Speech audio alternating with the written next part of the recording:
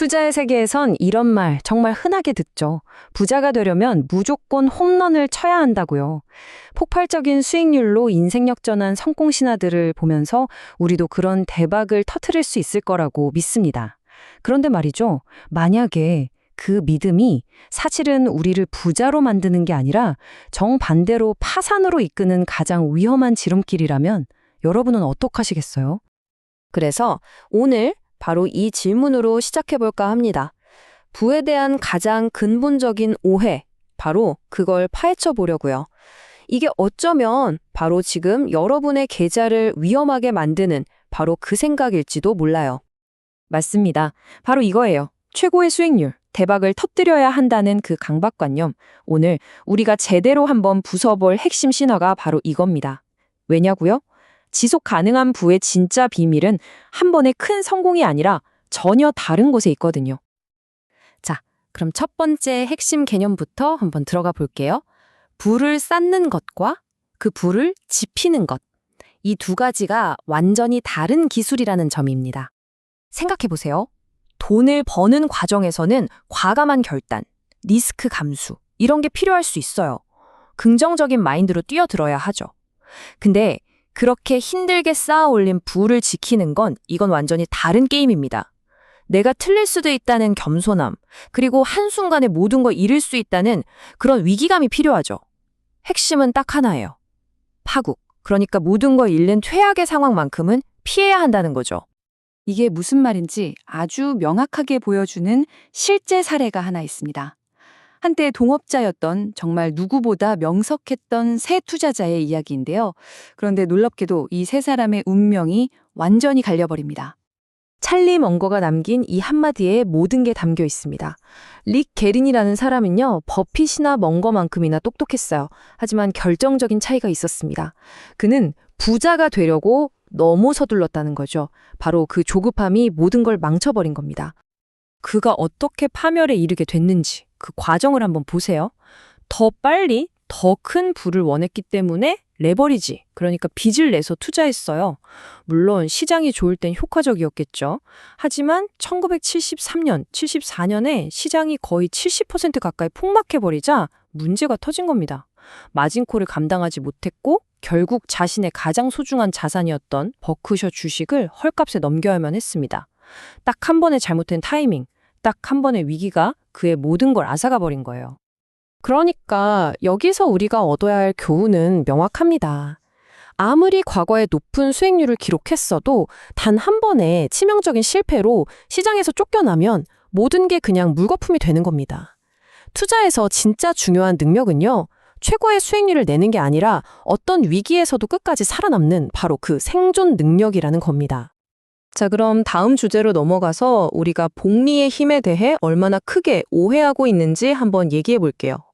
우린 보통 복리의 마법이 엄청난 수익률에서 나온다고 생각하잖아요. 근데 사실은요, 복리의 진짜 엔진은 수익률의 크기가 아니에요. 중요한 건 파국을 피해서 얼마나 오랫동안 이 게임에 머무느냐, 바로 중단되지 않는 시간의 힘입니다. 이게 바로 복리의 마법을 눈덩이처럼 불리는 유일한 방법이죠. 돈의 심리학의 저자 모건 하우절이 이 점을 정말 정확하게 짚어냈어요. 가끔 터지는 폭발적인 수익률보다 그냥 꽤 괜찮은 수익률을 아주 오랫동안 중단 없이 유지하는 쪽이 장기적으로는 무조건 이긴다는 겁니다. 워렌 버핏의 사례를 보면 이게 무슨 말인지 확실히 와닿으실 겁니다. 이 그래프 좀 보세요. 버핏의 자산 대부분은 무슨 젊은 시절에 홈런 몇 방 쳐서 만들어진 게 아니에요. 60대 이후 수십 년 동안 시장에서 살아남아서 복리의 효과를 온전히 누린 결과입니다. 사람들은 그의 천재성, 그의 투자 비법을 얘기하지만 진짜 비밀 병기는 바로 시간 그 자체였던 겁니다. 복리는 흔히 눈덩이에 비유하죠? 언덕을 오래 굴러갈수록 기하급수적으로 커지잖아요. 근데 생각해보세요. 이 눈덩이가 굴러가다가 중간에 큰 바위에 부딪혀서 산산조각 나버리면? 그럼 다시 처음부터 아주 작은 눈 한 줌으로 시작해야 하는 거예요. 최고의 수익률을 좇는다는 건 바로 이 눈덩이를 깨트릴 바위를 만날 위험을 스스로 자초하는 것과 똑같습니다. 그렇다면 우리를 이렇게 파멸로 이끄는 가장 위험한 적은 대체 뭘까요? 시장의 변동성? 잘못된 정보? 아니요. 진짜 적은 바로 우리 마음속에 있습니다. 돈 문제의 핵심은요, 머리가 얼마나 좋으냐가 아니에요. 바로 어떻게 행동하느냐입니다. 아무리 똑똑한 천재라도 자기 감정 하나 컨트롤 못하면 재앙을 맞을 수 있다는 거죠. 반대로 말하면 평범한 사람이라도 몇 가지 행동 원칙만 잘 지키면 얼마든지 부를 이룰 수 있다는 얘기이기도 하고요. 우리를 망가뜨리는 건 바로 이런 심리적인 덫들입니다.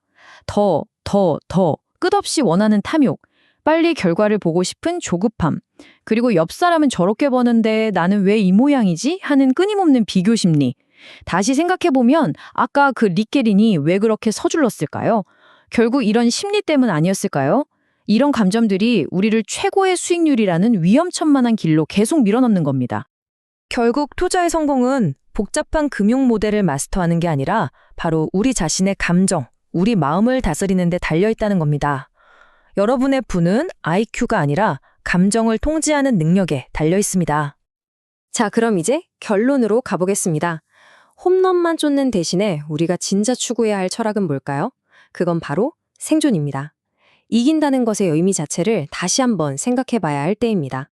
시장에서 수익을 얻으려면 반드시 그에 대한 대가를 치러야 합니다. 공짜는 없으니까요.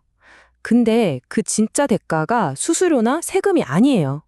시장이 흔들릴 때 그 공포감, 내 결정이 틀렸나 하는 의심, 그때 팔걸 하는 후회, 이 모든 감정적 고통을 견뎌내는 것, 이게 바로 우리가 시장에 내야 하는 진짜 입장료입니다. 그리고 이 입장료를 낼 각오가 되어 있어야만 해요. 여기서 정말 중요한 생각의 전환이 필요해요.